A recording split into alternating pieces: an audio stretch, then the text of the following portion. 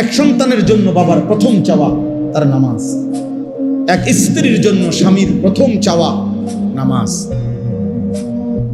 এক মেয়ের জন্য বাবা মার প্রথম চাওয়া তার নামাজ, তার সিজদা, তার পর্দা, তার আখিরাত। কারণ আমরা মুসলমান, আমরা বেঈমান না, আমরা দুনিয়াদার না, আমাদের গন্তব্য আখিরাত। আজ যদি আমরা মুসলমান ভুলে যাই আখিরাত, তো আখিরাত মনে রাখবে কে? হিন্দু বৌদ্ধরা, ইহুদি খ্রিস্টানরা? ওরা তো বুঝেই না কিছু। আল্লাহ তো কোরআনে বারবার বলছে ওরা বোকা, আহম্মক, লা ইয়াকিলুন, লা ইয়াফকাহুন। কোরআন সুন্নাহ বিহীন, তারা তো দলালিম মুবিন, স্পষ্ট গোমরা।